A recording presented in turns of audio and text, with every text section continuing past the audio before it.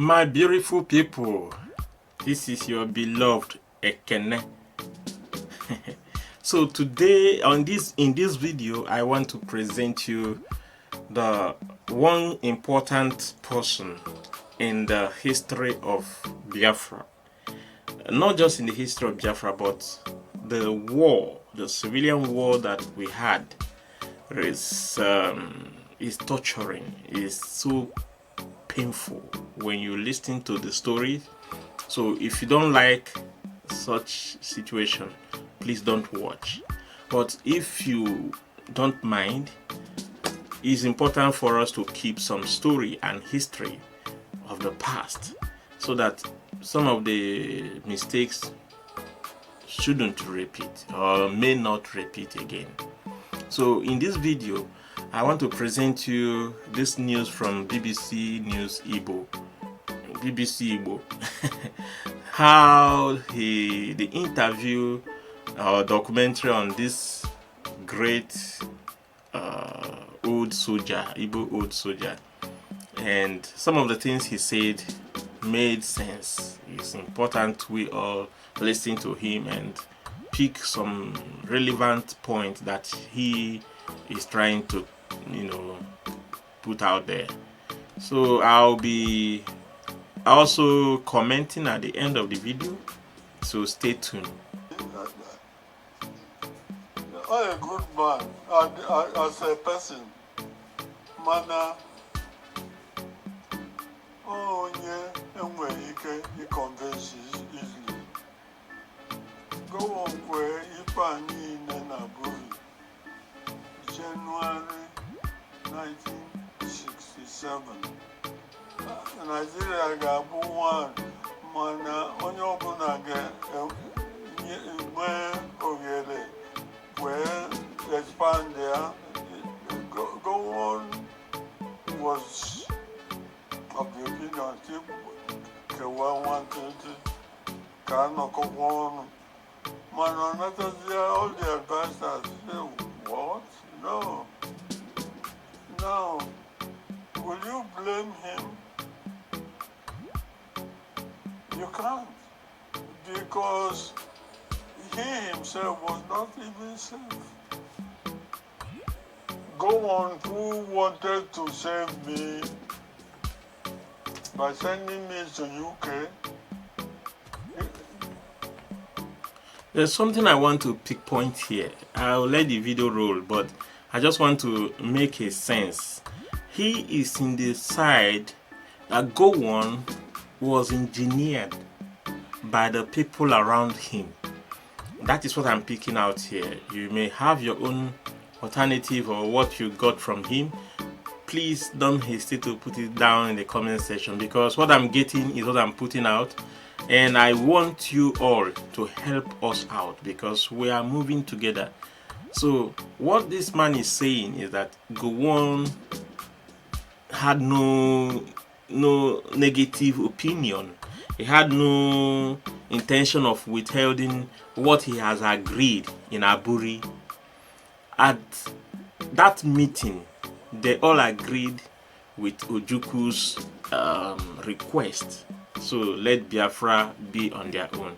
But when he returned home, the secular people around him, probably also the Westerns push, made him to say no. So he is trying to say that Gowon had no choice. He has to do what those people said he must do. So on his own, he cannot say no. But on his own, he wanted to say, no problem, we can separate, there is no problem. So that is what I pick, at least for now. Decided he was convinced by most them not to do anything to save anybody.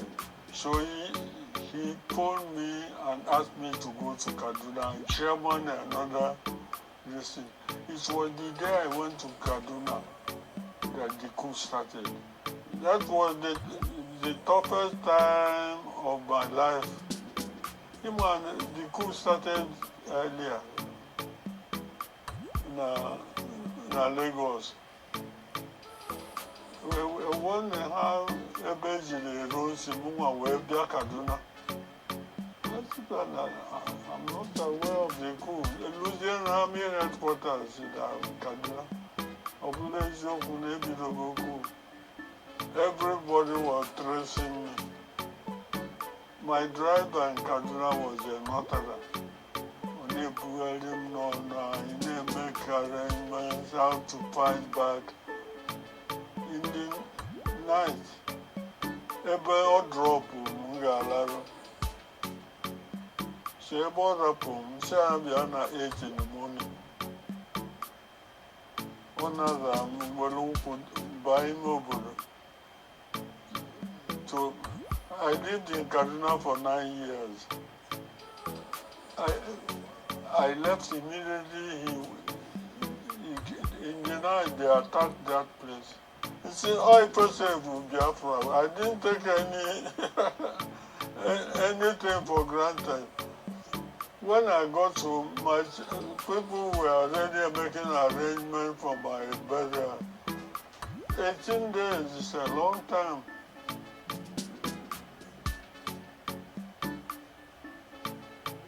Ebulu Sadana. Sadana was a god.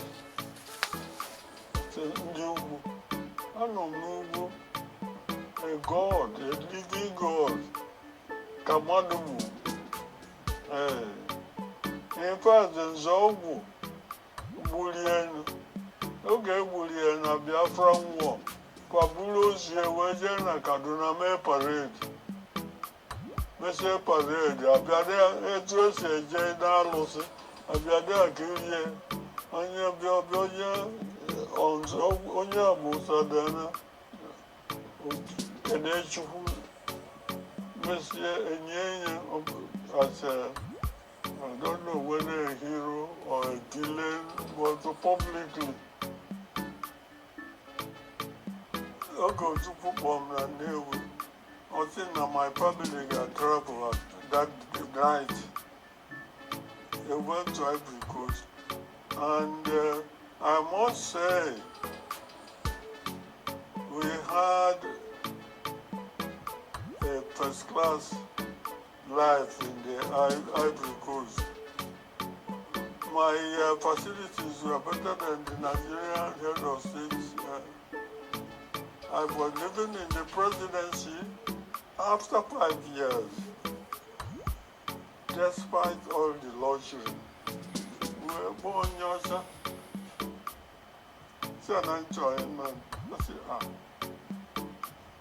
The presidency said, what are you going to do? I said, I'm going to farm. I said, with what? I don't know. They said, okay. When you go and see the ambassador that is going. We've given him instruction. You see, but the only thing, fight Gwandi army. I'm not coming back to fight too.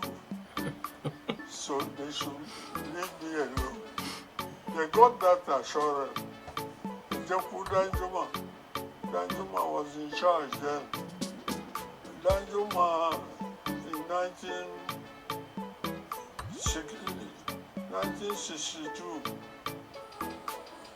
was under my command directly. Now in my absence, he was the person detailed to take my wife to hospital to deliver my first. As a part of his duty, when I was in the Congo, he sent his ADC. The ADC came and took me right down to this house, this very house. Since in Janata, we were a single Igbo leader, or governor, or minister, or Shingom, how now? It looked as if the Biafran war was fought without officers, and we don't have any officer. out of the 20-something colonels that fought the war in Urugabo, the reason being that everybody is so scared. If you are a retired officer in the North, you're a big man forever. In the West, you are. In the South, you are. In Southeast, you are a leper because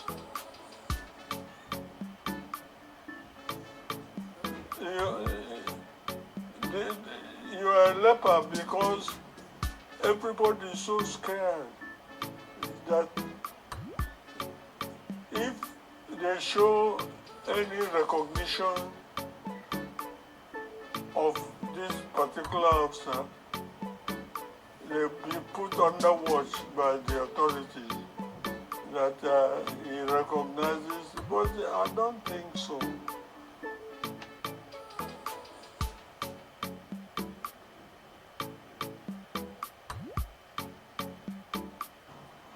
The important thing is that I've documented a lot of it. I will continue to say the essentials, but not all. The truth, but not the whole truth. Whatever I say about Biafra is true. The present Biafra, they are very young people who have no idea what Biafra entails in terms of military, administrative, personnel. They don't know. I don't blame them because most of them were not even born.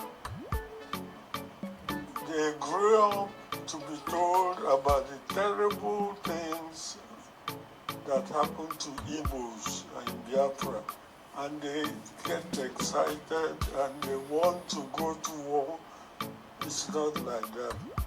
The present Biafra is a fight against marginalization. Simple. Marginalization is not the same as basic existence of the Igbos. Is it worth it?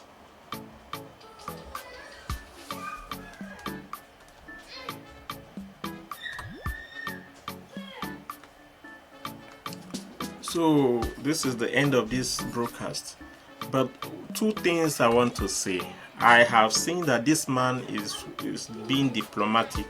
He's watching his words, and I am not surprised. It's important for us to wise up. We just have to wise up. If we don't, we will face, or we might face what others have faced, and that is not wise at all. So I see he said he will say the truth, but not all. In other words, he is going to watch his mouth, and nobody should or supposed to push him beyond his limit. And what I want to say again is that Igbos should not,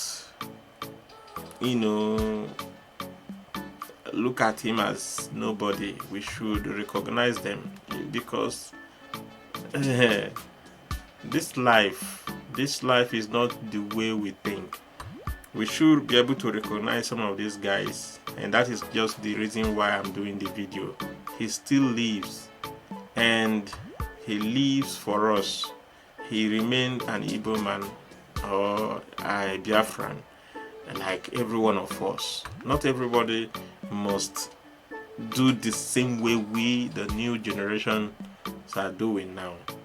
So, but all the same, he remained a remarkable person in Biafra land.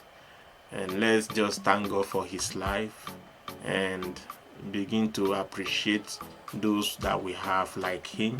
He is not dead. Now we are remembering the past heroes, but we will as well recognize the living heroes as well. Thank you for watching and remain blessed. Bye.